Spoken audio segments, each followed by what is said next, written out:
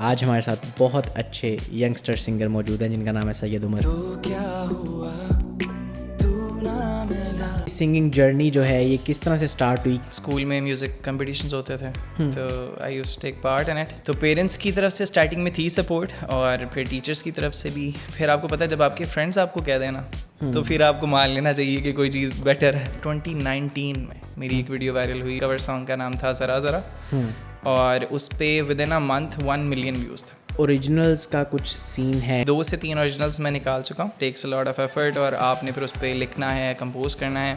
आपकी इंस्पायरेशन कौन है? नुसरत फ़तेह अली खान साहब, और अभी आपने रिसेंटली एक पॉडकास्ट की थी जिनके साथ। नहीं। आपकी अभी तक की बड़ी अचीवमेंट मैं इस बंदे के साथ गाया है। फलक शबीर के लिए, आसिम अजहर या मुस्तफ़ा जाहिद के लिए मैंने ओपन किया हुआ है। आपका फेवरेट कहते हैं कि यार ये मैं गाता हूँ कॉन्सर्ट पे हमेशा विन होता हूँ? बेवफा। सोई हुई ऑडियंस के सामने भी गा दोगे ना तो वो कहेगी कि हाँ यार मेरा भी दिल टूटा है। अच्छा। साउंड वाले का और सिंगर का हमेशा दुश्मनी होती है।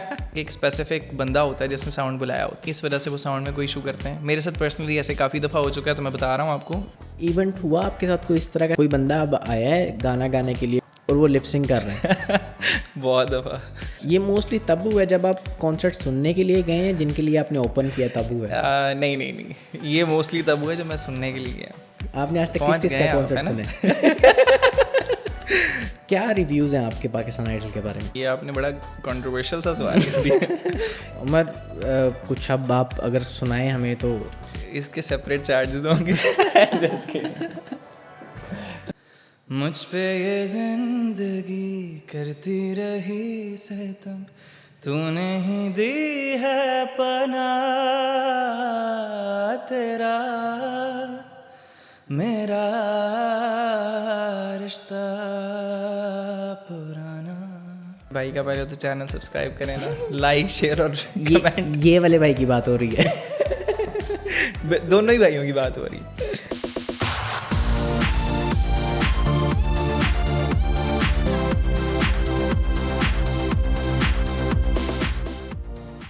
अस्सलाम वालेकुम everyone, welcome to another episode of tea talk. और आज हमारे साथ बहुत अच्छे यंगस्टर सिंगर मौजूद हैं जिनका नाम है सैयद उमर।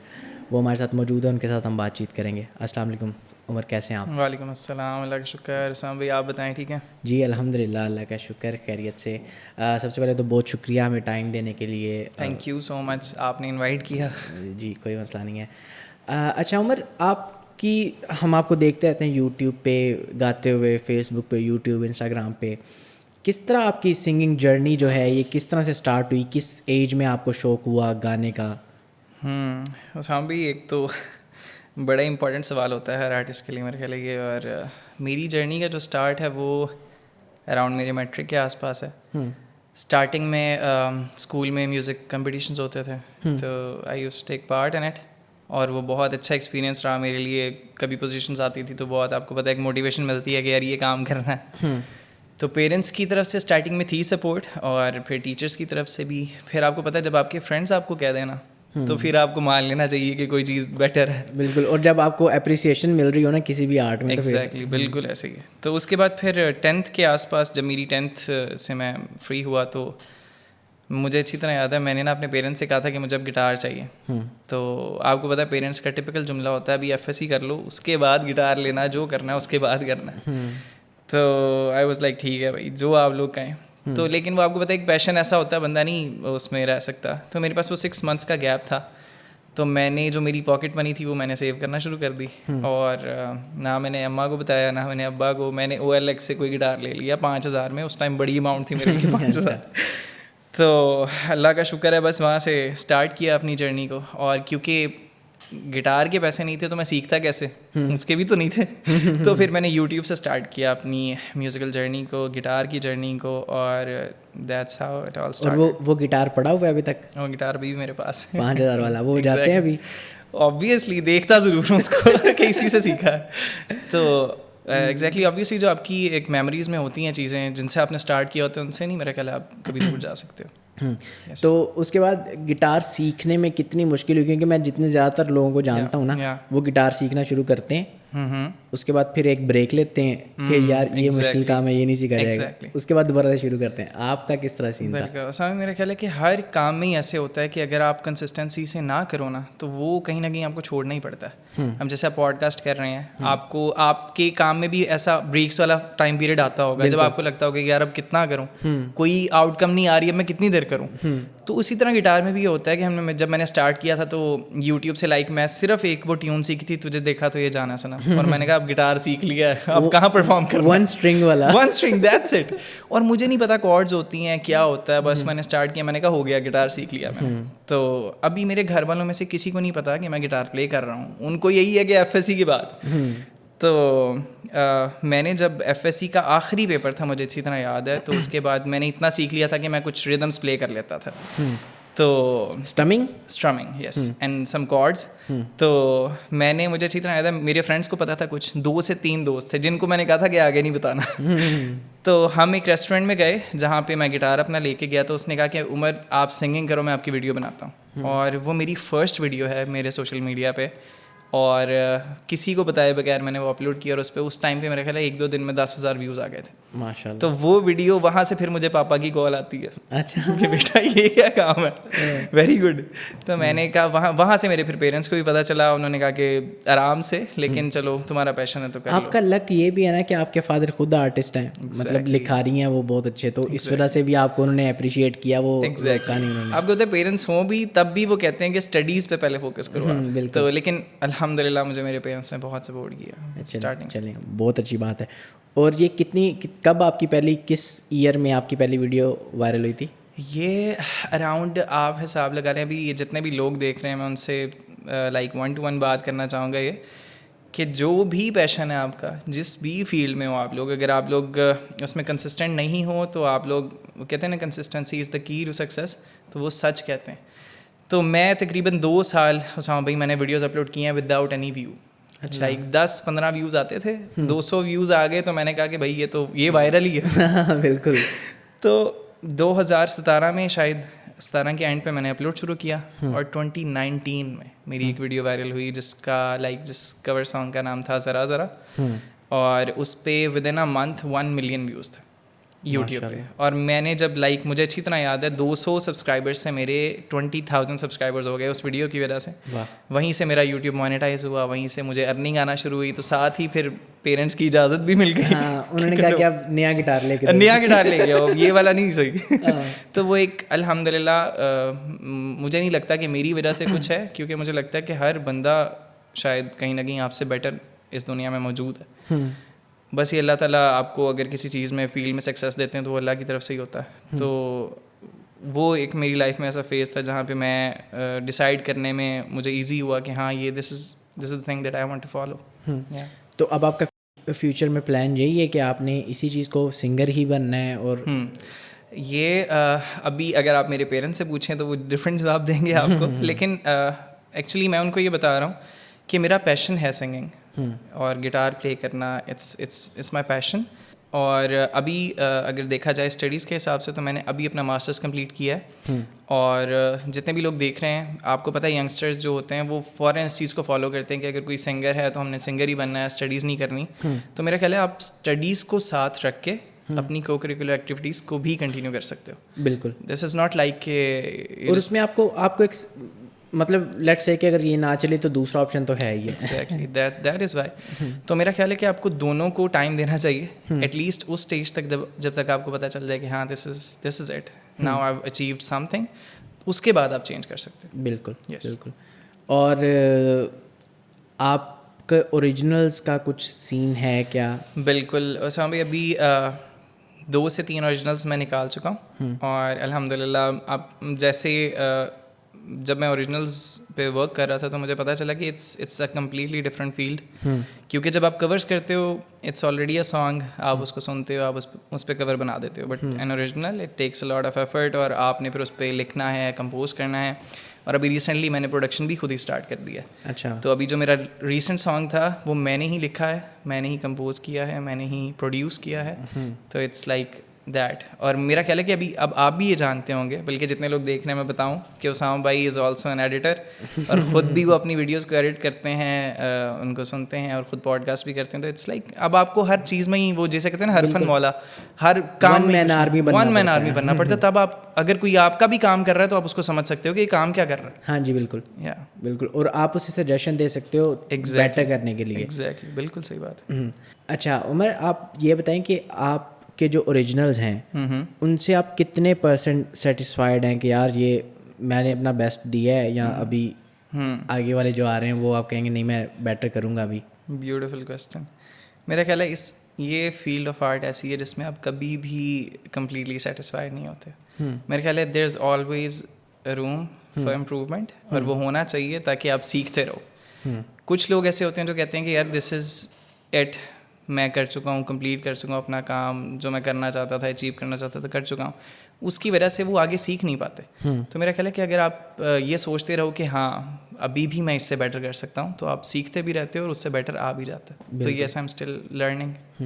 और आपकी इंस्पिरेशन कौन है सिंगिंग में? नुसरत फ़तेह अली खान साहब सबकी इंस्पिरेशन है, और अभी आपने रिसेंटली एक पॉडकास्ट की थी जिनके साथ। नहीं। तो ऑब्वियसली वो भी हमारे दिल की जान है। और दूसरी बात ये कि आतिफ असलम, अरिजीत सिंह, ये one of 2 of my most favourite singers. लेकिन आपका जॉनरा कौन सा है? नुसरत फ़तेह अली खान साहब तो ज़्यादा कवाली या एग्जैक्टली इट्स लाइक क्लासिकल में आ जाता है, लेकिन मेरा like semi classical, pop, semi classical, इस तरह का। तो जो कि रिसेंटली अगर आप देखें जो रिसेंट टाइम्स के सिंगर हैं वो उनमें आतिफ असलम और अरिजीत सिंह। यस बिल्कुल। और अगर हम अपने थोड़े से पीछे जाएं तो हमारे पास आ जाते हैं हमारे जो, मैं कहता हूँ कि हमारे लेजेंड हैं, पाकिस्तान के लिविंग लेजेंड हैं, सज्जाद अली साहब, semi classical, no doubt at all, उन्होंने अनडिस्प्यूटेड मतलब कोई बीट ही नहीं कर सकता। इसी तरह से ना हमारे पाकिस्तान फैसलाबाद के एक सिंगर थे इजाज़ कैसर साहब। जी जी बिल्कुल। वो बेसिकली इतने मशहूर नहीं है। जो लोग उन्हें जानते भी हैं ना, वो भी इस तरह से जानते हैं कि यार उस बंदे के गाने नहीं गाए जाते। सही बात मतलब इतने मुश्किल गाने होते हैं कि जो सिंगर्स जानते भी हैं वो भी इस तरह से जानते हैं कि नहीं यार उसको। अब वो इतने फेमस इसीलिए नहीं हुए क्योंकि उनके गाने गाए नहीं जाते। एग्जैक्टली आसान काम नहीं है उनको बिल्कुल। मैंने आज तक सुना ही नहीं है किसी बंदे को कि उनका कवर कोई कर रहा हो। yes. जो लोग जानते भी हैं, और बहुत बहुत बड़े फैसलाबाद के बहुत बड़े बड़े ख़ानदान जो हम जानते हैं मुख्तलिफ प्रोग्राम्स में अब तो को होस्ट हैं, वो लोग उनका नाम लेते हैं और कहते हैं भाई हाँ नहीं लेजेंड। मेरे ख्याल है भाई काफ़ी बार ना ऐसा होता है कुछ टैलेंट होता है जो जैसे हिडन जेम्स नहीं होते।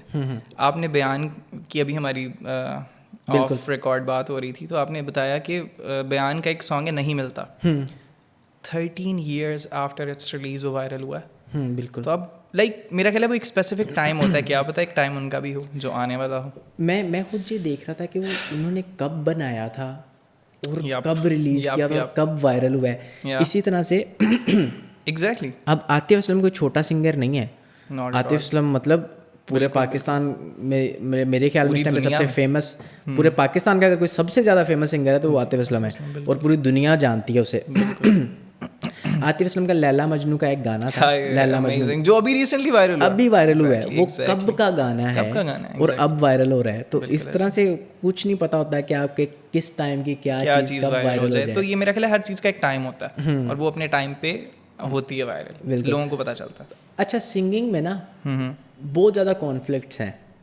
बहुत कम लोग हमें ऐसे मिलते हैं कि जिनको क्लासिकल वाले भी उतना ही पसंद करते हैं और नए लोग भी उतना ही पसंद करते हैं।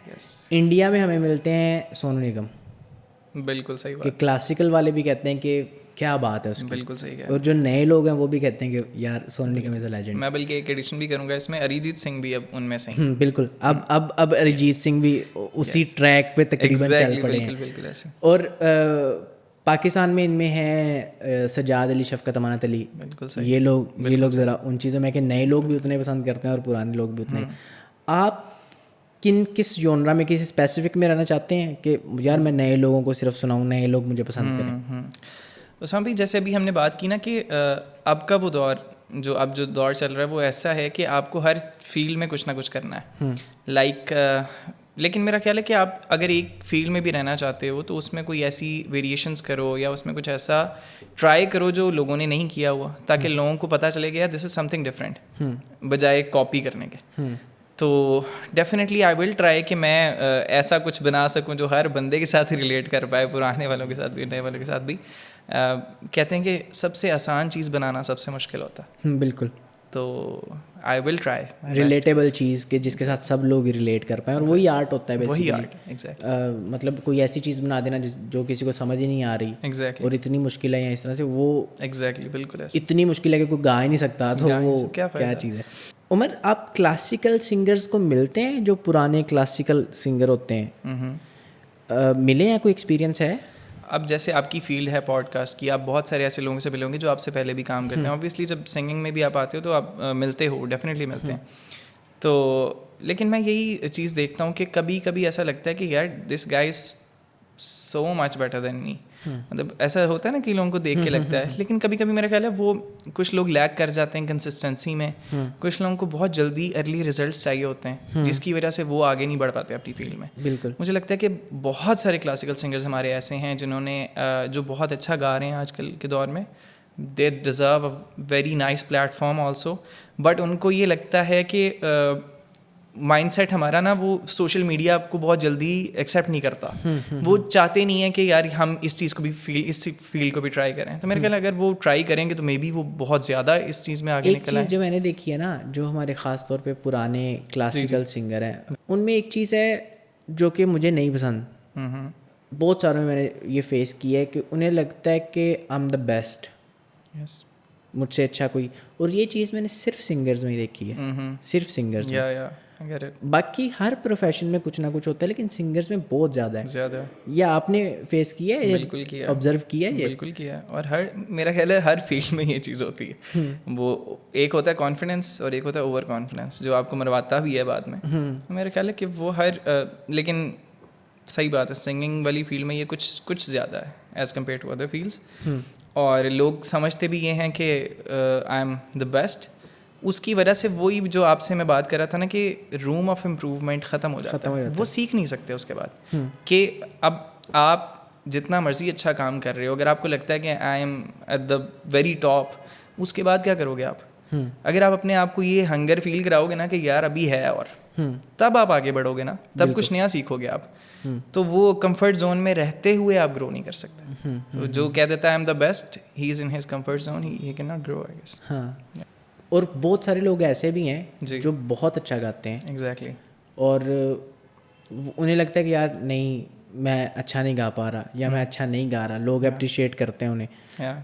और उनसे कोई एक्सपीरियंस हुआ है, उनको मिले हो आप? बिल्कुल बिल्कुल ऐसा होता है। मेरा ख्याल है कुछ ऐसे लोग भी होते हैं जिनके पास टैलेंट होता है, बट उनको सिर्फ एक अप्रिसिएशन चाहिए होती है। और जैसे मैं आपको बता रहा हूँ ना कि मेरे पेरेंट्स ने स्टार्टिंग में मुझे सपोर्ट किया, फ्रेंड्स ने सपोर्ट किया, उसकी वजह से आपको एक बूस्ट मिल जाता है जिससे आप कर सकते हो जो आप करना चाहते हो। तो ऐसे लोग भी होते हैं जो बिल्कुल इस तरह होते हैं कि उन्होंने कभी परफॉर्म नहीं किया होता। एक स्टेज फ्राइट होता है ना, और जैसे हम कैमरे के सामने बोल रहे हैं, कभी लोगों को कैमरे के सामने भी नहीं बोलना आता। तो वो एक चीज़ होती है, they just need a push कि बस यार हाँ मैं भी कर सकता हूँ। तो मेरा ख्याल है वो उनको मिलना चाहिए और उनको बताना चाहिए कि अगर कोई अच्छा कर रहा है तो उससे जेलस नहीं होना चाहिए। बिल्कुल। उसको बताओ कि वो अच्छा कर रहा है। किसी को अच्छा करने पे आप उसका फोकस दिलवाओगे तो अल्लाह पाक आपको भी और ज़्यादा देगा। बिल्कुल बिल्कुल ऐसे ही चीज़ होती है। डिफरेंट जॉनरास को आप किस तरह से देखते हैं? मतलब मैं जो देखता हूँ कि अगर कोई बंदा पॉप गा रहा है तो वो रॉक को या रैप को सिंगिंग नहीं समझता। और अगर कोई बंदा रैप कर रहा है तो वो क्लासिकल को, पॉप को, उनको कुछ समझते ही नहीं है कि वो सिंगिंग ही नहीं है। असली सिंगिंग तो रैप है। ये जो आपस में कॉन्फ्लिक्ट्स हैं, इनको आप डिफरेंट जॉनरास को कैसे देखते हैं? ये ऐसे ही है कि मैं कहूँ कि जो बंदा बिरयानी खा रहा है ना, वो पिज़्ज़े को कुछ नहीं समझता।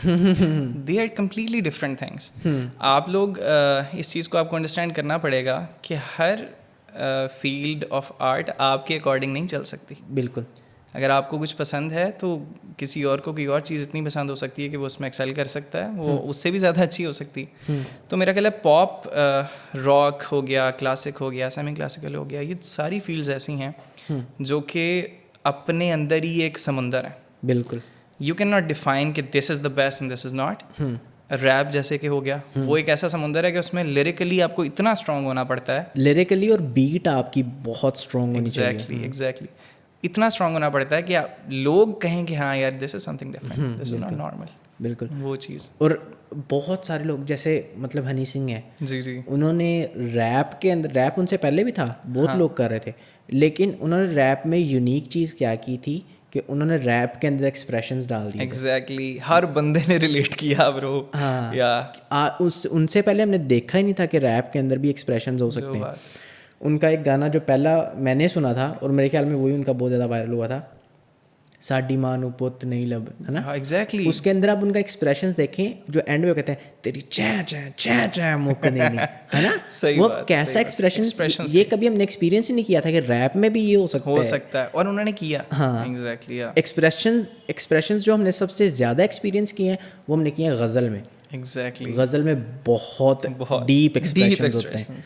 उसके बाद पॉप के अंदर भी होते हैं. रैप के अंदर एक बिल्कुल यूनिक चीज़ आई और उन्होंने किया, और उसके बाद फिर हनी सिंह का नाम भी उतना ही ज़्यादा मतलब पूरी दुनिया में हुआ. बिल्कुल ऐसे ही. तो आप कुछ सोच रहे हैं कि आपने क्या ऐसी कोई यूनिक चीज़ लेके आनी है कि जिसकी वजह से आप मेरा उसामा भाई सिर्फ इस चीज़ पे फोकस है इस टाइम कि मैं कुछ ऐसा करूं जो कि लोगों के साथ रिलेट करे, जो कि लोगों के दिल में बैठे, ना कि उनके कानों से होके गुजरे. ब्रेकअप सिंगर बनना चाह रहे हैं?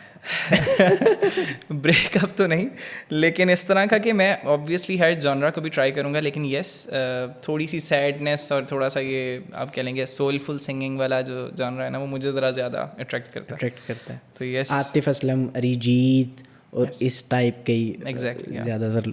आपकी अभी तक की आपको लगता है कि क्या चीज़ यार ये मेरी बहुत बड़ी अचीवमेंट है कि मैं इस बंदे के साथ गाया है, इस तरह की कोई अचीवमेंट? मेरा या अगर अभी तक पूरी नहीं हुई तो ड्रीम. हाँ ओके. अभी तक अगर मैंने किसी बंदे के साथ गाया है, और मैं ऐसा नहीं कहूँगा कि उनके साथ गाया. अब ऐसा होता है कि दिस इज़ लाइक मेरे लिए इसमें लर्निंग भी बहुत थी और एक लाइफ के लेसन्स भी थे कि जब स्टार्ट मैंने किया कॉन्सर्ट्स और इवेंट्स करना, तो I used to like open for big artists. Falak Shabbir के लिए, आसिम अज़हर या मुस्तफ़ा ज़ाहिद के लिए मैंने ओपन किया हुआ है. तो मेरे लिए ये चीज़ एक बहुत बड़ी चीज़ थी. और उसके बाद एक दिल में विश मेरी ये है कि इंशाल्लाह किसी दिन ओपन ना करूं, पूरा कॉन्सर्ट करूं, और अल्हम्दुलिल्लाह वो एक उस फेज़ पे, उस पाथ पे लाइफ आ भी गई है इंशाल्लाह. और साथ साथ ड्रीम ये है कि इंशाल्लाह one day with Atif Aslam may be open करना चाहते हैं. ओपन भी और क्लोज भी साथ भी इंशाल्लाह. बस दुआ इंशाल्लाह अल्लाह ताला आपको बहुत ज़्यादा कामयाब करे. आमीन. आपको भी. तो अभी तक आपकी कोई मीटिंग है आपके इंस्पायरेशन के साथ? अभी तक तो नहीं हुई, बट होपफुली वेरी सून. लेकिन मैंने सुना है कि वो मतलब बड़े दर्द दिल रखने वाले और बड़े डाउन टू अर्थ और बड़े काम इंसान है. वो इस तरह के लोगों को बहुत ज़्यादा अप्रिशिएट करते हैं जो लोग उन्हें पसंद करते हैं. और इस तरह बिल्कुल ऐसे ही, बिल्कुल ऐसे ही. इसीलिए तो साम भाई अल्लाह पाक ने उनको कोई मुकाम दिया. मेरे ख्याल अगर कोई भी बंदा इस दुनिया में कामयाब होता है ना, तो वो उसकी आजिज़ी है, उस बंदे की डाउन टू अर्थनेस. मतलब अगर वो आप जैसे हम अभी बात कर रहे थे ना कि एक बंदा बहुत प्राउड हो जाता है किसी चीज़ को लेके, उसके बाद उसकी लर्निंग भी रुकती है और उसके बाद ग्रोथ भी रुकती है. तो जहाँ पे इंसान ये कहता है ना कि यार हाँ जो भी मुझे मिल रहा है वो मेरा नहीं है, वो अल्लाह ताला आपको अता कर रहे हैं, तो जो शख्स शुक्र अदा करेगा उसको और मिलेगा. आपका फेवरेट अगर मैं कहूँ कि टॉप 5 कोई गाने पिक करें अभी तक के, ज़रूरी नहीं है कि 2024-25 के हों, पुराने से लेके अब तक के, जो आप कहते हैं कि यार ये मैं गाता हूँ कॉन्सर्ट पे और हमेशा विन होता हूँ? बेवफा. ये ऐसा होता है. इमरान खान ब्रो. ये वो सॉन्ग है जो आप सोई हुई ऑडियंस के सामने भी गा दोगे ना तो वो कहेगी कि हाँ यार मेरा भी दिल टूटा है. अच्छा. और ये किस नंबर पे, 5th पे कि 1 पे? ये तो 1 पे रखना पड़ेगा. लाइक ये लिस्ट में वो नहीं कर सकता क्योंकि सारे सॉन्ग्स ही नंबर 1 पे हैं जिन्हें मेरा दिल लुटे. अभी ओहो तो करो आप. तो ये वाला सीन भी चलता है. तो बहुत लाइक इस टाइप के सॉन्ग्स हैं. और चन्ना मेरेया वो एक सोलफुल सॉन्ग है लेकिन वो बहुत अवाम इन्जॉय करती है. और अभी रिसेंटली मैं लाहौर गया था, उधर मैंने फासले सिंग किया था. AIMC में था TEDx का इवेंट, तो उस पर मेरी परफॉर्मेंस थी, तो वो द ऑडियंस लव्ड इट. तो और तो फिर आओ. अच्छा तो फिर आओ. या आपका अभी कोई, मैंने सुना है कुछ ऐसा इवेंट हुआ था जो कैंसिल हो गया था, पता नहीं कुछ ब्रेक डाउन हो गया था, क्या क्या हुआ था, वो क्या सीन था? फैसलाबाद में था कैसे? एक्चुअली सामने सीन ये था कि हमारी यूनिवर्सिटी में एक इवेंट था। यूनिवर्सिटी कौन सी? यूनिवर्सिटी ऑफ एग्रीकल्चर फैसलाबाद अच्छा। में। और मैं अल्हम्दुलिल्लाह क्योंकि मेरा मास्टर्स कंप्लीट हो चुका था, तो वहाँ पे जो कुछ मेरे जूनियर्स थे जो इवेंट करवा रहे थे, और उस पर 3 लोग उन्होंने इनवाइट किए थे। अच्छा। एक मैं था, एक हावी ऑब्वियसली जो आजकल आपने नाम सुना होगा। बिल्कुल। एक लाहौर से सिंगर थे जिनका नाम था रोहेल, तो उनका बैंड था, मेरा बैंड था और हावी था।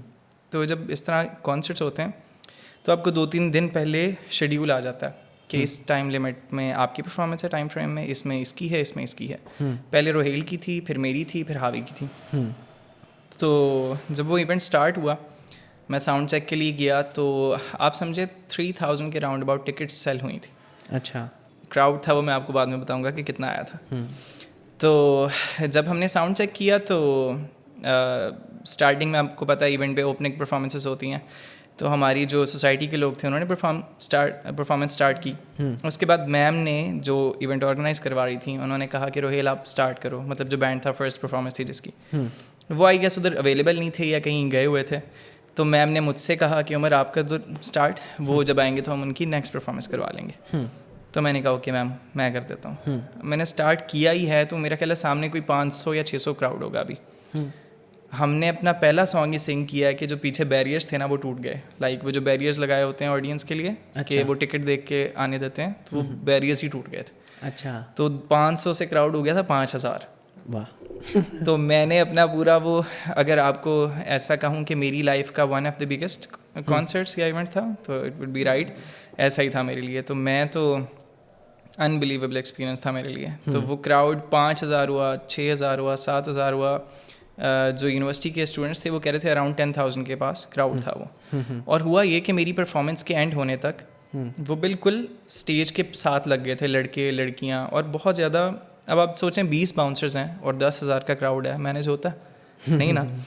तो बॉयज़ जो थे वो गर्ल्स की साइड पे भी आ रहे थे, जिसकी वजह से ना गर्ल्स भी डिस्टर्ब हो रही थी, मिसमैनेजमेंट की वजह से। एग्जैक्टली।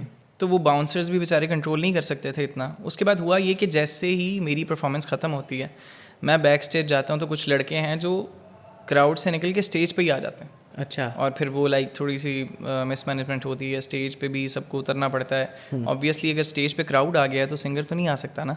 तो फिर जो लाहौर का बैंड था उसको भी जाना पड़ा, हावी भी नहीं आ सका। लोग समझ रहे थे कि हावी आया ही नहीं है, हम सब उसकी परफॉर्मेंस का वेट कर रहे थे। हावी आया हुआ था वहाँ पे, लेकिन मिसमैनेजमेंट की वजह से वो स्टेज पे हावी उस टाइम पे यूनिवर्सिटी में मौजूद था। एग्जैक्टली यूनिवर्सिटी में मौजूद थे। बैक स्टेज ही मैं बल्कि कहूँगा। और वो वहाँ से चले गए। एस्कॉर्ट करना पड़ा, बहुत ही डिफ़िकल्टी हुई उस टाइम पे उनको भी, यूनिवर्सिटी की मैनेजमेंट को मुझे पता है।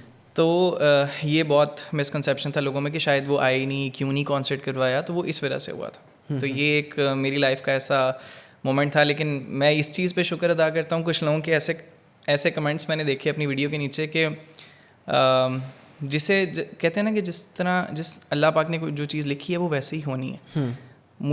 मैंने अपनी मदर को बताया तो मामा कहती हैं कि बेटा ऐसे ही था कि जैसे वो 15 लाख का स्टेज और वो 10,000 15,000 का क्राउड आया ही आपको सुनना था। बिल्कुल। तो मैं तो इस चीज़ पे अल्लाह का शुक्र अदा करता हूँ कि मेरे साथ वो एक इंसिडेंस ही था, लेकिन मेरे लिए वो अच्छा रहा। बट यूनिवर्सिटी के लिए मैं यही होप करता हूँ कि वो दोबारा इवेंट करवाएं और वे बेटर उसको कंडक्ट करें ताकि परफॉर्मेंसेस हो सकें। बिल्कुल ऐसे ही। तो ये आपकी लाइफ का वो मोमेंट था कि जो आपको लगा कि यार बड़ा अनरियल सा मोमेंट है? नहीं, मुझे लगता है एक ऐसा मोमेंट है जो मेरी लाइफ में बहुत अनरियलिस्टिक हुआ था, और वो भी एक इवेंट ही था। अच्छा। एक्चुअली इस इवेंट से पहले 1 साल पहले मैं अपनी यूनिवर्सिटी में प्रेसिडेंट था अपनी सोसाइटी का, और हमारा लास्ट इवेंट था। मुझे अच्छी तरह याद है, उस पर भी अराउंड 3000 के राउंड अबाउट क्राउड होगा, और हमारी यूनिवर्सिटी का इकबाल ऑडिटोरियम है, सबसे बड़ा ऑडिटोरियम है। तो उसमें कॉन्सर्ट था, और उसमें ये हुआ कि मेरी परफॉर्मेंस के एंड पे मैं सिंग कर रहा हूँ सॉन्ग, चन्ना मेरे आ था। मैं सॉन्ग सिंग कर रहा हूँ, और किसी को नहीं पता कि मेरे गिटार में कोई इशू आया, कोई बैटरी उसकी ख़त्म हो गई। मैंने गिटार छोड़ दिया प्ले करना, और मैं देख रहा हूँ कि यार मैं इस गिटार को उतारता हूँ रखता हूँ। इतनी देर में मैंने सुना कि 3000 का क्राउड ही मेरे साथ वो गाना गा रहा है, कोई चुप ही नहीं हुआ। अच्छा। मैंने गिटार उतारा, गिटार परफॉर्मेंस के दौरान उतार के साइड पे रखा, और मैंने सबके साथ वो सॉन्ग गाया। अच्छा। And nobody noticed, nobody like cared कि भाई गिटार भी है कुछ, वो सब लोग साथ गा रहे थे, मेरे लिए वो अनरियल था, बहुत अमेजिंग मोमेंट था। और ये बंदा बहुत ज़्यादा एंजॉय करता है जब एग्जैक्टली, इस जब तरह से। ऑडियंस का इंटरेक्शन आपके साथ हो। एग्जैक्टली। अच्छा, मैंने एक चीज़ जो हमेशा हर सिंगर से सुनी है, जो सारे फेस करते हैं, या साउंड वाले का और सिंगर का हमेशा दुश्मनी होती है। सही बात है, सही आप भी सुना ये फेस आपने। करते हैं? बहुत ज़्यादा फेस किया, तो हर इसमें आर्टिस्ट फेस इसमें करता मुझे आज तक नहीं मतलब समझ लगी। है। या मैं हमेशा हर सिंगर को कहता हूँ कि यार शायद वो अपनी तरफ से पूरी ट्राई कर रहा हो साउंड वाला, लेकिन सेट हो ना खराब रहा। करने की। नहीं, सही करने की, लेकिन सही हो ना रहा उसे। Exactly, लेकिन that's सिंगर्स also कहते हैं कि possible. नहीं, ये जानबूझ के ख़राब करते हैं। लेकिन मुझे आज तक समझ नहीं है इनको क्या तकलीफ़ क्या है ख़राब करने की उन्हें। अब मैं आपको एक बात बताता हूँ, होता मोस्टली ऐसे है, लाइक ऐसे होना नहीं चाहिए, बट मोस्टली ऐसे होता है कि कभी कभी इवेंट वो चाहते होते हैं कि एक स्पेसिफिक बंदा होता है जिसने साउंड बुलाया होता है, वो चाहते हैं उस स्पेसिफिक बंदे का इवेंट अच्छा हो, उस जैसी परफॉर्मेंस किसी और की ना हो, इस वजह से वो साउंड में कोई इशू करते हैं। मेरे साथ पर्सनली ऐसे काफ़ी दफ़ा हो चुका है, तो मैं बता रहा हूँ आपको, और आपको पता है इसका मतलब औरों के साथ भी हुआ होगा। बिल्कुल। तो नहीं, मैंने अभी तक कोई भी इस तरह के सिंगर को नहीं मिला जिसने कहा हो कि मेरे साथ नहीं हुआ। एग्जैक्टली, इट मीन्स कि इट हैपन्स ऑफन, लाइक बहुत ज़्यादा होता है। तो मेरे साथ तो ये काफ़ी दफ़ा हुआ है। तो मैं उसमें इस सिर्फ यही कहता हूँ कि भाई आपको जो करना है आप करो, जो इज़्ज़त अल्लाह ने देनी है वो ले नहीं सकते। तो वो इजी सीन है, होता है, लेकिन ये जेलसी कह लें या कोई इस तरह का फैक्टर होता है। और कोई इस तरह का इवेंट हुआ आपके साथ, कोई इस तरह का सीन हुआ कि आपको लगे कि यार कोई बंदा अब आया है गाना गाने के लिए, कोई सेलिब्रिटी है, कोई बड़ा सिंगर है, और आपको लगे कि अब ये गाएगा और वो लिपसिंग कर रहे हैं? बहुत दफ़ा। तो आप मतलब आप होते हैं परेशान कि यार ये बात मैं इससे एक्सपेक्ट नहीं कर रहा था। एग्जैक्टली, मतलब समटाइम्स लाइक आप देखते हो कि यार ये वाला और ये वाला सॉन्ग, ये तो बड़ा सिंपल सा है, तो लेकिन होता है मे बी उस टाइम उनका गला ख़राब हो या कोई इस तरह का सीन हो, लेकिन मोस्टली होता है ऐसे। ये मोस्टली तब हुआ है जब आप कॉन्सर्ट सुनने के लिए गए हैं, जिनके लिए आपने ओपन किया तब हुआ है? नहीं, ये मोस्टली तब हुआ है जब मैं सुनने के लिए गया। आपने आज तक पहुंच किस गए का आप, कॉन्सर्ट है ना? सुना है? मैंने आज तक आसिम अजहर का सुना है। अच्छा, वो लिपसिंग करते हैं? नहीं यार, वो भी मेरा ख्याल है तभी करते होंगे जब उनका गला ख़राब हो, वरना वो लाइव ही करते हैं। फलक शबीर? फलक शबीर, हाँ उनका भी सुना है, लेकिन वो भी लाइव ही करते हैं। आप साथ हंस रहे हैं। नहीं करते हैं, लाइव ही करते हैं। मैंने एक फलक शबीर का कॉन्सर्ट अटेंड किया था, और unfortunately he was not singing live. अचानक से जब वो गा रहे थे, जब लोगों को लग रहा था कि वो गा रहे हैं, फिर माइक हटाया तो उन्होंने, अचानक से कहीं पीछे किसी का पाँव लगा, या साउंड वाले ने खुद किया, तार उतर गई माइक की। हाँ, और वो दरमियान में छोटी सी उनकी रियल आवाज़ आई, थोड़ी सी। अच्छा, माइक चल गया। यार नहीं तो वो अच्छी लगी फिर आपको? मज़े का कॉन्सर्ट था। That's nice. तो मुझे लगता है शायद उनका गला वगैरह ख़राब होगा उस टाइम पे, वरना फलक शबीर यार फिनोमिनल सिंगर, हमारे बचपन के सारे हिट सॉन्ग्स ही फलक शबीर। तो वो शायद इस वजह से हुआ हो, माइंड, मतलब हम कह सकते हैं। बिल्कुल। अगर आप हंसे ना तो। नहीं, मैं तो वो देख रहा था कि आपने तो उनको हंसा दिया जो कभी नहीं हंसते। तो मैं तो हंसी पड़ूंगा। अच्छा, उमर, आजकल मैं देख रहा हूँ बहुत ज़्यादा ना सोशल मीडिया पे पाकिस्तान आइडल, मतलब एक बहुत अच्छी चीज़ है हमारे पाकिस्तान में, बहुत देर बाद आई है, लेकिन शुक्र है हम पाकिस्तानियों को कुछ ख्याल आया कि नए टैलेंट को भी आप कुछ जगह दें। बिल्कुल। क्या रिव्यूज़ हैं आपके पाकिस्तान आइडल के बारे में? ये आपने बड़ा कंट्रोवर्शियल सा सवाल कर दिया। नहीं, मेरे रिव्यूज़ अच्छे ही हैं, क्योंकि मुझे लगता है कि बहुत ज़्यादा कंट्रोवर्सी हुई है इस टॉपिक को लेके, अबाउट द जजेस आई गेस। और अकॉर्डिंग टू मी मेरा ख्याल है कि वो पैनल बिल्कुल परफेक्ट है। मुझे उसमें कोई इशू नज़र नहीं आया, क्योंकि हर जॉनरा का एक डिफरेंट जज होना चाहिए। अब आप कोई पॉप गा रहा है, कोई रॉक गा रहा है, और आप चाहते हो कि वो क्लासिकल सिंगर ही उसको जज करी जाए, शायद वो उस तरह ना देखे उसको। तो मेरे ख्याल में ये चीज़ अच्छी थी कि हर जॉनरा का एक डिफरेंट जज होना चाहिए जो उसको समझे और उस हिसाब से ही उसे जज करे, ना कि सिर्फ ये सोचे कि यार इसने हरकतें कितनी की हैं, उस हिसाब से मैं इसको नंबर दूं। तो आपका टेक इस पे क्या है? मेरा भी टेक यही है कि मतलब सब बड़े परफेक्ट पैनल Exactly. बैठा हुआ है, और सबसे ज़्यादा जो लोगों को मसला हो रहा था वो फवाद खान से हो रहा था। हाँ बिल्कुल सही। हालांकि मुझे ये लगता है कि वो वाहिद बंदा है जिसने बॉलीवुड में जाके अपने आप को मनवाया है एग्जैक्टली बगैर किसी कंट्रोवर्सी के। एग्जैक्टली वो बंदा है जो कौन बनेगा करोड़पति में जाके अमिताभ बच्चन के सामने उसी का गाना गा रहा है, एग्जैक्टली उसी की मूवी का। एग्जैक्टली बिल्कुल ऐसे ही। और अच्छा सबने सुना हुआ है लेकिन मानते नहीं है बाद में। नहीं, कुछ लोगों ने ना सुना ही नहीं हुआ, हाँ ये भी है। कुछ लोगों ने ईपी का हमेशा नहीं सुना हुआ। एग्जैक्टली बिल्कुल ऐसे ही। अब जिस बंदे ने ईपी का हमेशा नहीं ना सुना, मतलब उसको क्या पता कि फवाद खान क्या है, एग्जैक्टली और बिल्कुल क्या ऐसे। गाता है वो, बिल्कुल ऐसे। उनको पता ही नहीं है बेचारों को। और वो कितना अच्छा,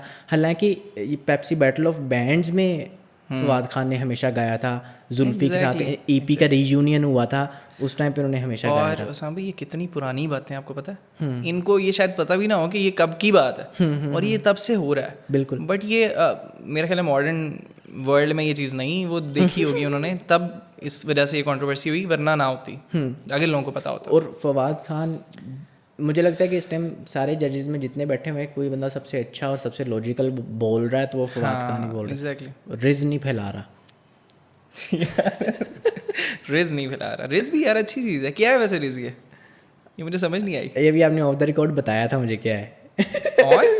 ऑन द रिकॉर्ड कैसे बताया? क्या ऑफ द रिकॉर्ड? नहीं, रिज मैंने रील देखी है लेकिन रिज का नहीं मुझे पता। अच्छा, मुझे इस चीज़ की भी समझ नहीं आई। राहत फ़तेह अली खान साहब, वो बहुत सारे इंडिया के कंपटीशंस में जाते हैं, वहाँ पे जज करते हैं, बड़ा सोबर होते हैं उस टाइम पे वो। ये आप स्माइल क्यों कर रहे हैं? मैं स्माइल नहीं कर रहा। नहीं आप कर रहे हैं।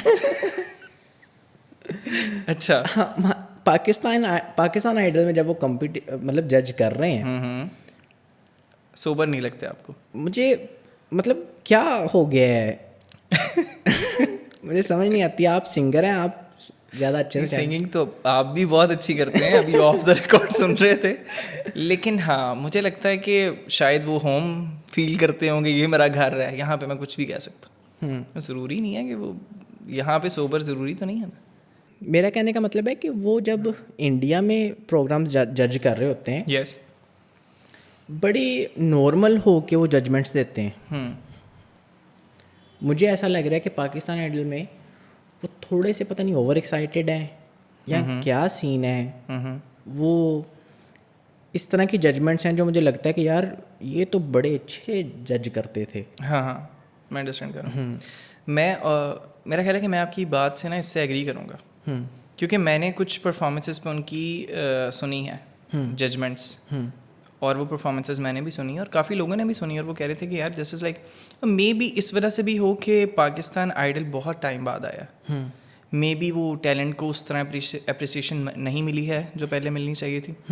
मे बी ये भी रीज़न हो सकता है, बट कुछ हद तक बिल्कुल ये बात आपकी ठीक है कि कोई ऐसे ऑडिशंस भी हुए थे जिनमें ऐसे ऐसे कमेंट्स आ रहे थे कि यार ये लाइक हमने भी तो सुना है ना, तो हमें आइडिया हो रहा था। लेकिन मे बी ये भी रीज़न हो कि आफ्टर, मतलब उनका एक जो डायलॉग, मैंने सारी एपिसोड्स नहीं देखी हुई पाकिस्तान आइडल की, लेकिन मैंने जितनी देखी है मोस्टली उनमें एक उनका डायलॉग जो कंफर्म है, एक उनका डायलॉग जो पक्का है, वो ये है कि ये जो आपने जगह ली ना, इस पे ज़रा पक्के होके आए। हाँ ये उनका, वो हर एक को बस यही कही जा रहे हैं कि इस पे पक्के होके हैं, रैदर देन कि उसे जगह लो और उसे बताओ कि इस जगह पे ये करना है। हाँ, एक वैसे मैंने उनकी वीडियो देखी जहाँ पे उन्होंने करके भी दिखाया था। नहीं, हर वीडियो में करके दिखाते हैं। अच्छा हाँ। हर वीडियो में करके दिखाते हैं और फिर बताते नहीं है कि तुमने क्या इसमें गलत किया। तुमने क्या गलत किया। हाँ, ओके वो कहते हैं बस इसको पक्के होके आओ। अच्छा।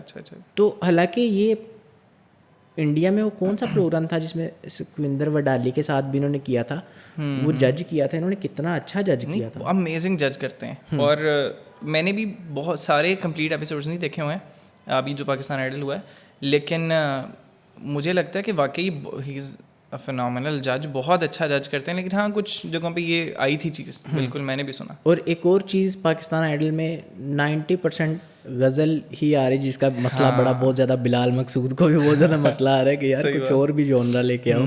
सही बात। आपने नहीं ट्राई किया पाकिस्तान आइडल में? ये आपने बड़ा लेट पूछा मुझसे। अभी मैं यहाँ पे था ही नहीं पाकिस्तान में, तो इस वजह से मैं नहीं कर सका, but may be next year, या क्या पता इंशाल्लाह अल्लाह पाक वैसे ही अच्छा कर दे निज़ाम कि जाना ही ना पड़े Already. पाकिस्तान आइडल में, अब डायरेक्टली जज ही जाएं। इंशाल्लाह दुआ करता हूँ अल्लाह पाक से। इंशाल्लाह अल्लाह करेगा, अल्लाह ताला बहुत ज़्यादा कामयाबियाँ दे आपको। आपको भी। अच्छा मुझे ये बताएं, आपको सबसे ज़्यादा मुश्किल कौन सा जॉनरा लगता है गाते हुए? विदाउट अ डाउट राग, वो कौन सा था, आप उसका नाम लेंगे। मेरा ख्याल है classical genre is the most difficult. राग से मुझे याद आया, अब दोबारा से हम पाकिस्तान आइडल पे एक बार जी दोबारा- एक छोटी सी चीज़ मेरी मिस हो गई थी। प्लीज़। शफ़क़त अली ख़ान साहब हाँ। शाम 84 घराने के, हम्म। इस टाइम पे मुझे लगता है शाम 84 में अगर कोई सबसे सीनियर नहीं लेकिन सबसे प्रोमिनेंट वही हैं शाम 84 में। उस्ताद सलामत अली ख़ान साहब के बेटे हैं। उस्ताद सलामत अली ख़ान साहब मतलब बहुत बड़े इंसान थे, बहुत बड़े सिंगर थे, बिल्कुल ऐसे ही। सदियों में एक बार पैदा होते हैं, पूरी दुनिया जानती है, बिल्कुल ऐसे ही। तो शफ़क़त अली ख़ान साहब कहते पाकिस्तान आइडल पे कमेंट करते हुए, जो मैंने पहले बात की कि सबको इस फील्ड में सबको ये लगता है कि मैं कंप्लीट हूँ और मैं बेस्ट हूँ।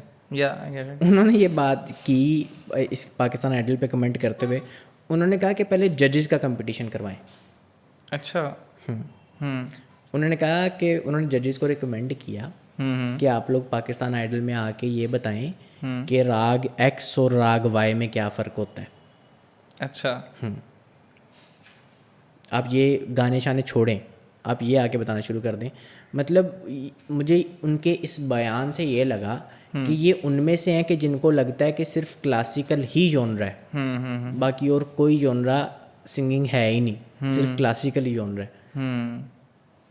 अब पता नहीं उन्होंने ये बात ऐसे, मे बी उनका कोई शायद वो डिफरेंट हो बात करने का अंदाज़, या कोई बात अलहदा कुछ समझाना वो चाह रहे हो, लेकिन मे बी मुझे लगता है वही जो हम अभी बात कर रहे थे ना, कि हर जॉनरा के लिए डिफरेंट जज है।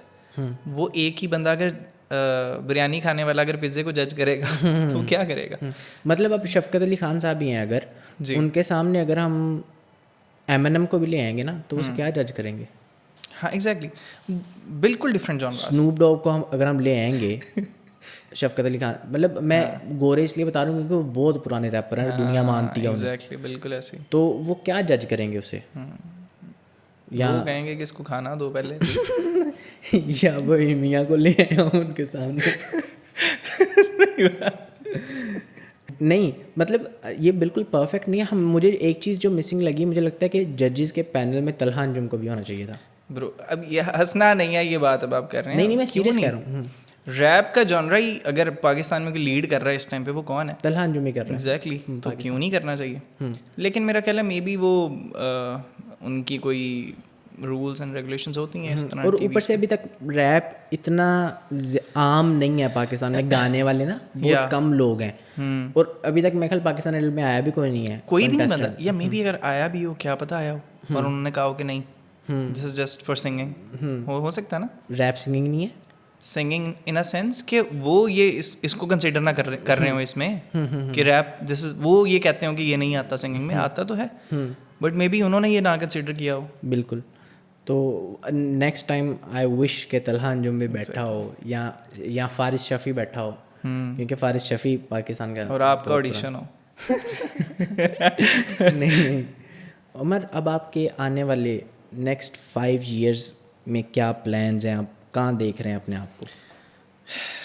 ये आपको पता है बचपन में हमसे सवाल होता था कि आप आगे आने वाले 5 सालों में कहाँ देखते हो अपने आप को। पहले मैं आपको बताता होता था कि मैं यहाँ देखता हूँ, यहाँ देखता हूँ। अभी मुझे लगता है कि यार लाइफ इज़ वेरी अनप्रेडिक्टेबल, आपको कुछ नहीं पता होता अगले मोमेंट का भी। लेकिन अगर क्योंकि मैं I am one of those guys जो मुझे लगता है कि हर चीज़ पे ही मैं अल्लाह पाक पे ट्रस्ट करता हूँ। तो मुझे लगता है कि जो भी मैंने ड्रीम किया है ना, मैं वो अचीव करूँगा इंशाल्लाह।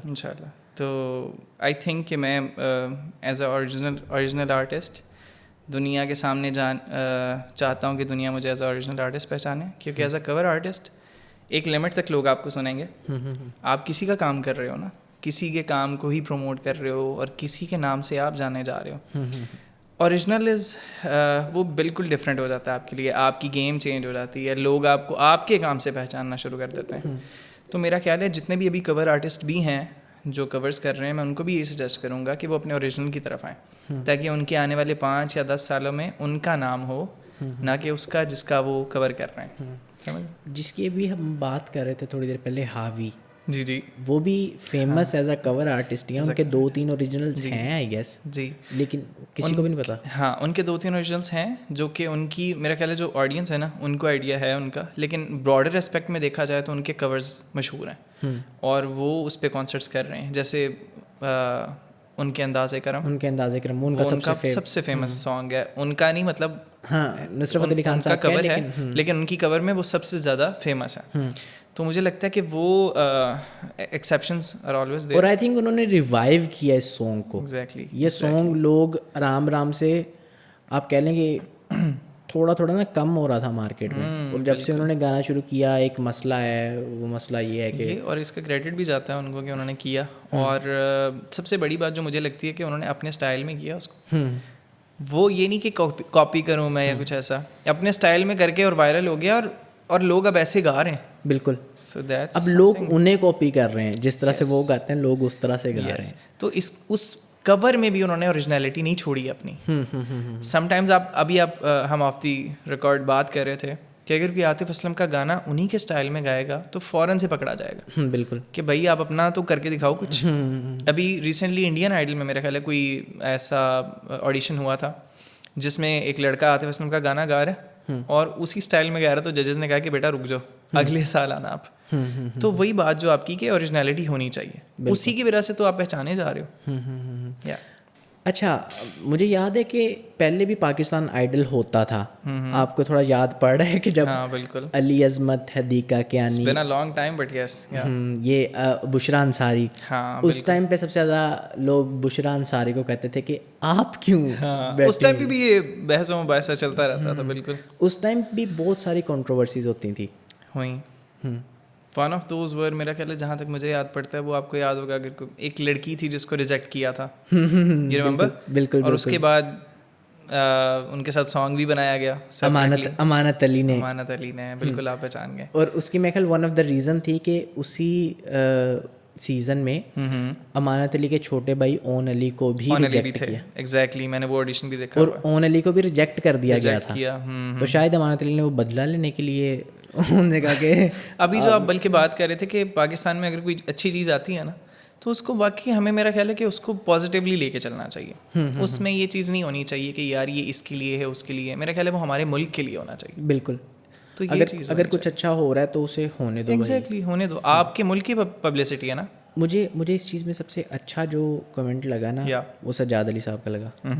वो जितने बड़े इंसान है ना, वो उन्होंने बात भी उतनी बड़ी की। उन्होंने कहा कि मुझे ऑफ़र हुई थी मुझसे राइट्स लेने के लिए, लेकिन अभी इतना बजट नहीं था या जो भी था, लेकिन I wish them best of luck और मे के चलता है। और मेरे ख्याल में इस टाइम पे सबसे मेरे इस टाइम पे पाकिस्तान में मोस्ट फेवरेट सज्जाद अली हैं, हम सबके। और उतने ही बड़े इंसान हैं वो हैं, बिल्कुल ऐसे ही, उतने ही बड़े सिंगर हैं वो, और शायद इसीलिए इतने बड़े सिंगर हैं। एग्जैक्टली, बिल्कुल यही रीज़न है, बिल्कुल यही रीज़न। उनकी बातों से भी पता चलता है। आपको क्या लगता है आप कितने इस तरह के लोगों को मिले हो? क्योंकि फ्यू आर्टिस्ट्स के बारे में मैंने सुना है कि मैं इनकी बहुत इज्जत करता था इन्हें मिलने से पहले। साहब भाई, अभी तक तो मैं इतने आर्टिस्ट से मिला ही नहीं, टू बी वेरी ऑनेस्ट, और I have been trying and इंशाल्लाह one day I will, but अभी तक इतने ऐसे आर्टिस्ट से मेरी मुलाकात हुई नहीं कि मैं उनके बारे में ये कह सकूँ कि यार मैं फ़ैन था या मैं अच्छा समझता था। बट जिनसे मिला हूँ उनसे मिलके मुझे अच्छा ही लगा। मतलब अभी तक आपका वो बरकरार है कि यस यस। चलें उमर, कुछ अब आप अगर सुनाएं हमें तो बहुत मज़ा आ जाएगा। इसके सेपरेट चार्जेस होंगे। अच्छा ब्रो, उसमें भी क्या सुनना पसंद करेंगे? जो आपको अच्छा लगे आप। मेरे ख्याल एक सॉन्ग है which is very close to my heart, और ये मुस्तफ़ा ज़ाहिद का गाना, मेरे ख्याल हम सब ने सुना हुआ है, तेरा मेरा रिश्ता पुराना। जी जी बिल्कुल बिल्कुल। तेरा यकीन क्यों मैंने किया नहीं, तुझसे रहा क्यों जुदा, मुझ पे ये जिंदगी करती रही सितम, तूने ही दी है पनाह, तेरा मेरा रिश्ता पुराना, तेरा मेरा रिश्ता पुराना, तो फिर आओ मुझको सताओ, तो फिर आओ मुझको सताओ, आ भी जाओ, आ भी जाओ, आ भी जाओ, आ भी जाओ, आ भी जाओ, आ भी जाओ, आ भी जाओ। वाह, सुभान अल्लाह, सुभान अल्लाह, Thank you बहुत so much. ज़बरदस्त, बहुत ज़बरदस्त। Thank you so much bro. और एंड नहीं पे नहीं, अभी एंड पे नहीं, अच्छा, अभी एंड पे मुझे आपका भी गाना चाहिए। नहीं नहीं, मैं चाहूँगा कि आप हुस्न, नहीं, आपके हुस्न की दो लाइंस अगर मुझे सुना नहीं नहीं, मैं लाइव पे नहीं गाता था बिल्कुल भी। अच्छा, ओके। तो आप एंड पे अपनी तरफ से कोई मैसेज अगर कुछ ऑडियंस को देना चाहें। सामी, जो मेरी तरफ से मैसेज होगा इस ऑडियंस को वो यही होगा कि भाई का पहले तो चैनल सब्सक्राइब करें ना, लाइक शेयर और कमेंट। ये वाले भाई की बात हो रही है। दोनों ही भाइयों की बात हो रही है। और दूसरी बात ये कि ज़िंदगी में जो कुछ हो रहा है उस पे सब्र करें, अल्लाह का शुक्र अदा करें। कुछ नहीं है तब भी, कुछ है तब भी, और जो भी होगा उसको डबल आप अपनी ज़िंदगी में पाएंगे अगर आप शुक्र अदा करेंगे। और बस जो चाहते हैं ज़िंदगी में किसी से मांगने की बजाय अल्लाह से मांगें, दुआ करते रहें हमारे लिए, भाइयों के लिए, सब के लिए। और इफ़ यू वांट समथिंग अपनी लाइफ में कुछ भी, तो बस उसके लिए एफ़र्ट करें। आप किसी चीज़ के बारे में ड्रीम कर रहे हैं तो आप उसको अचीव भी कर सकते हैं बाय पुटिंग एफ़र्ट, और कंसिस्टेंट रहें। बहुत सारे लोग बहुत जल्दी स्टेजेस पे छोड़ देते हैं काम, सिर्फ इसलिए कि हमारे पास अच्छा इक्विपमेंट नहीं है या एफ़र्ट करते करते। मैंने आपको बताया मैं 2 साल वीडियोस अपलोड करता रहा हूँ, बिल्कुल, सिर्फ 10 और 20 व्यूज़ पे, बिकॉज मैं केयर ही नहीं करता था व्यूज़ पे, मैं केयर ही करता था अपने पैशन के ऊपर। यार मुझे मज़ा आ रहा है, मुझे अच्छा लग रहा है, लोग ये भूल जाते हैं। तो कंसिस्टेंसी से करते रहें और रिजल्ट्स को ना देखें। मेरा ख्याल है स्टार्टिंग में सिर्फ आप अपने काम को टाइम दें, उसके बाद आपका काम भी आपको इम्पोर्टेंस देगा और आप उससे अर्न करना भी स्टार्ट करेंगे, आप उसके रिजल्ट्स भी देखेंगे। बट फर्स्ट बी कंसिस्टेंट, और बस जो कर रहे हैं वो दिल से करें। बिल्कुल। Thank you so much Umar, हमें टाइम देने के लिए। Any time. जज़ाकल्लाह खैर, मेरी दुआएं आपके साथ हैं। अल्लाह ताला आपको बहुत ज़्यादा सक्सेस दे, आप बहुत ज़्यादा कामयाबियाँ दे। और इसी के साथ हम आप लोगों से इजाज़त चाहेंगे। इस तरह की मज़ीद एपिसोड्स आती रहेंगी डिफरेंट आर्टिस्ट के साथ, जिनमें सिंगर्स भी होंगे, शायर भी होंगे, कॉमेडियंस भी होंगे। जो भी हमें अच्छे आर्ट मिलेंगे हम उनके साथ लाजमी पॉडकास्ट करेंगे। अगर आप लोग देखना चाहते हैं, आप लोगों को अच्छा लगा तो चैनल को सब्सक्राइब करें, अपने दोस्तों के साथ शेयर करें, लाइक करें। और अगर कोई भी सजेशन है, कोई भी आप बेहतरी के लिए कुछ कहना चाहते हैं या एप्रिसिएशन के लिए कुछ कहना चाहते हैं तो लाजमी कमेंट करें। Thank you so much. अल्लाह हाफ़िज़। असीरे हल्काए मुए मुहम्मद मनम खाके दरे। कभी कभी दिल करता है, देखते हैं यूट्यूब पे आने वाले जिनके कुछ एपिसोड्स, देख लेता हूँ तो कैसा फील होता है? अब तो हंसी आती है कि क्या करते रहे हैं। लेकिन यह है कि ये बहुत अच्छा लगता है वैसे, और स्पेशली जब मैं बेटी को दिखाता हूँ तो तब थोड़ा सा प्राउड फील करते हैं कि जी हमने बहुत कुछ किया हुआ है बचपन में।